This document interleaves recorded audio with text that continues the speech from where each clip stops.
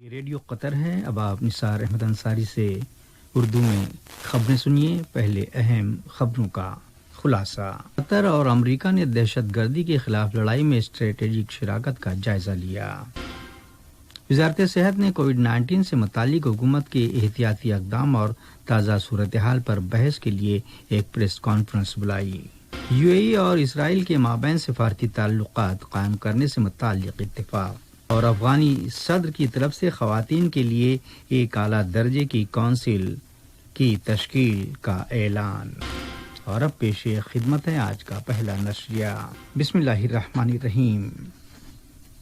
نائب وزیر اعظم و وزیر خارجہ شیخ محمد بن عبد الرحمن آل ثانی سے امریکی وزارت خارجہ میں انسداد دہشت گردی کے کوآرڈینیٹر صفی ناتھان سیلز نے ملاقات کی، جو فی الوقت ملک کے دورے پر ہیں اور جس کا مقصد ریاست قطر اور امریکہ کے بیچ دہشت گردی کے خلاف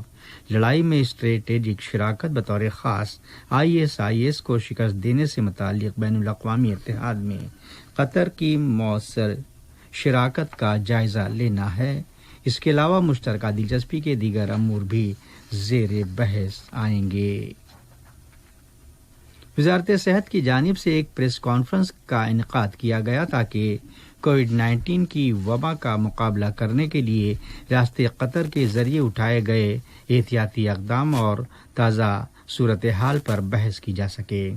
کووڈ-19 سے متعلق نیشنل اسٹریٹجک گروپ کے چیئرمین اور حمد میڈیکل کارپوریشن میں متعدی امراض کے سربراہ ڈاکٹر عبداللطیف الخال نے تصدیق کی ہے کہ معاشرے میں وائرس کے پھیلاؤ سے متعلق ذمہ دار کم از کم 9 اہم انڈیکیٹرز پر وزارت صحت نظر رکھے ہوئے ہے، اور اگر کوئی پریشان کن اشارہ جیسے ہی ملے گا تو حکومت کو پابندیوں میں نرمی سے متعلق چوتھے مرحلے کو مؤخر کرنے کی سفارش کی جائے گی۔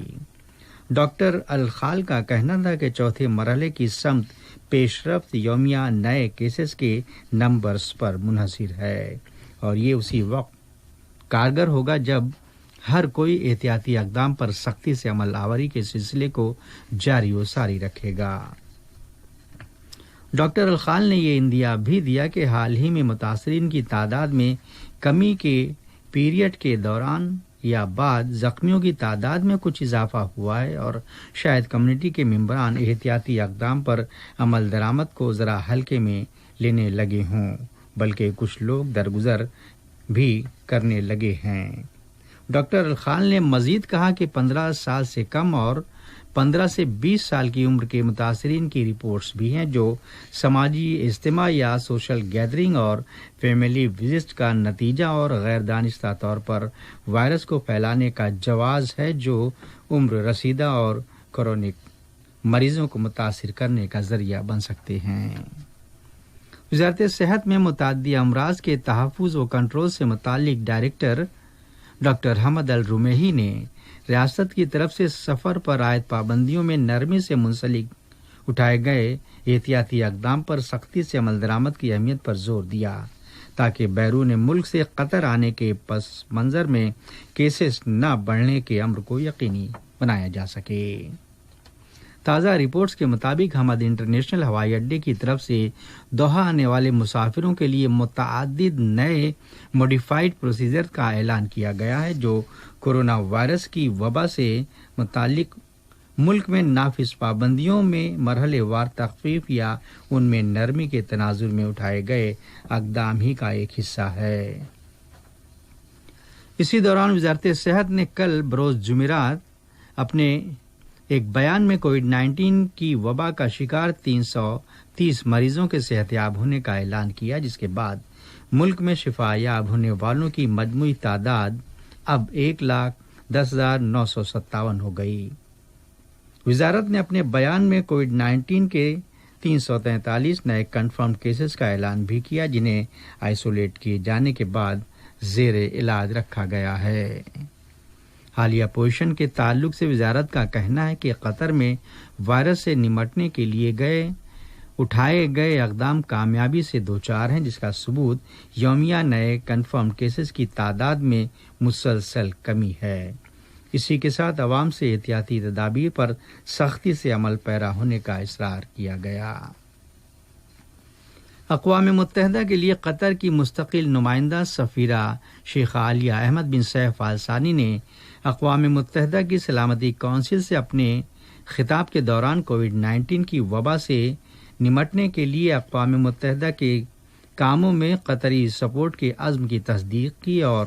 اس سے متعلق بین الاقوامی تعاون کی اہمیت پر زور دیا۔ اسی دوران صحت سے متعلق عالمی تنظیم WHO کے ڈائریکٹر جنرل مسٹر ٹیڈروس نے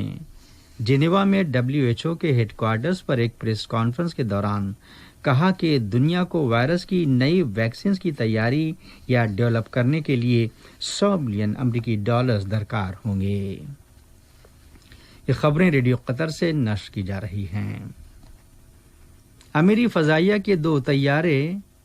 44 ٹن طبی اور انسانی امداد کے ساتھ رفیق حریری بین الاقوامی ہوائی اڈے پہنچ گئے، جبکہ ایک دوسرا کارگو طیارہ بھی 50 ٹن کی ریلیف، خوراک اور دیگر ضروری اشیاء کے ساتھ ہوائی اڈے پر لینڈ ہو گیا ہے۔ وزیر بیروت کے متاثرین میں یہ امداد تقسیم کی جائے گی۔ ریاست قطر نے وزارت امور خارجہ اور گلوبل گرین گروتھ انسٹی ٹیوٹ کے ساتھ ایک معاہدے پر دستخط کیے، جس کا ویڈیو کانفرنس کے ذریعے انسٹی ٹیوٹ کی میزبانی میں دوحہ میں اس ادارے کے دفتر کے افتتاح کے موقع پر انعقاد کیا گیا تھا۔ خیال رہے گلوبل گرین گروتھ ادارے کی تشکیل سال 2012 میں 16 ممالک کے باہمی تعاون سے ہوئی تھی اور قطر ان میں سے ایک ہے۔ یاد رہے یہ ایک بین الحکومتی تنظیم ہے جسے ڈیولپنگ یا ترقی پذیر ملکوں اور ابھرتی معیشتوں کی حمایت و ترقی اور پائیدار اقتصادی گروتھ کے لیے وقف کیا گیا ہے۔ اسرائیلی وزیر اعظم مسٹر بنیامین نیتان یاہو، ابوظہبی کے ولی عہد محمد بن زائد اور امریکی صدر ڈونلڈ ٹرمپ کی جانب سے جاری ایک بیان کے حوالے سے کہا گیا ہے کہ متحدہ عرب امارات اور اسرائیل کے مابین مکمل سفارتی تعلقات قائم کرنے سے متعلق اتفاق ہو گیا ہے۔ رپورٹ کے مطابق اگلے چند ہفتوں کے دوران اسرائیل اور UAE کے وفود کے درمیان ایک ملاقات ہوگی اور سرمایہ کاری، سیاحت، براہ راست فلائٹس، سیکورٹی، ایک دوسرے کے سفارت خانوں کے قیام اور دیگر امور کی میزبانی سے متعلق 2 طرفہ معاہدوں پر دستخط کیے جائیں گے۔ لبنان کی پارلیمنٹ نے سڑکوں پر جاری مظاہروں کے تناظر میں 2 ہفتوں کے لیے ملک میں ہنگامی حالات کے نفاذ کے لیے ہری جھنڈی دکھائی ہے۔ یاد رہے بیروت بندرگاہ کے جان لیوا کیمیکل دھماکوں کے ٹھیک 10 ایام بعد مبینہ فیصلہ کیا گیا۔ اس دھماکے میں 171 کے قریب جانیں تلف اور 6500 افراد زخمی ہوئے اور ملک کی کابینہ کو مستعفی ہونے پر مجبور ہونا پڑا۔ دھماکے کے بعد پہلے لیجسلیٹو سیشن کے دوران لبنانی پارلیمنٹ کے اسپیکر نے فی الفور ایک نئی حکومت تشکیل دینے کا مطالبہ کیا۔ ادھر حقوق انسانی کے گروپس نے خبردار کیا ہے کہ ایمرجنسی کے قانون کے تحت لبنان کی فوج کو مظاہرین کو کچلنے کے لیے طاقت کا اضافی حق حاصل ہوگا۔ مصر میں اخوۃ المسلمین جماعت کے سینئر لیڈر عیسام الایرین آج قاہرہ کی جیل میں حرکت قلب بند ہو جانے کے بعد انتقال کر گئے۔ جیل کے ذرائع کا کہنا ہے کہ اسلام پسند اعلیٰ درجے کے دیگر قیدیوں کے رشتہ داروں نے اس سے قبل ان کی صحت کے بارے میں تشویش ظاہر کی تھی۔ ان کا مزید کہنا ہے کہ انہیں نامناسب ہیلتھ کیئر کے ساتھ جیل میں بغیر سہولیات کے رکھا گیا تھا۔ ترکی کے صدر رجب طیب اردوغان کا کہنا ہے کہ مشرقی بحر متوسط میں ایندھن کی تلاش کو لے کر یونان کے ساتھ ترکی کے تنازع کو صرف اور صرف ڈائیلاگ اور مذاکرات کے ذریعے ہی حل کیا جا سکتا ہے، اور دوسرے یہ کہ انقرہ خطے میں کسی مہم کا قطعی متلاشی نہیں۔ اور افغانستان کے صدر اشرف غنی نے طالبان کے ساتھ امن مذاکرات سے پیشتر خواتین کے لیے ایک اعلیٰ درجے کی کونسل کی تشکیل کا اعلان کیا ہے۔ اسی دوران ملک کی 400 افغانی خواتین نے طالبان کے نام ایک کھلے مکتوب میں ملیشیا سے مطالبہ کیا کہ وہ حکومت کے ساتھ امن مذاکرات میں ان کے حقوق کا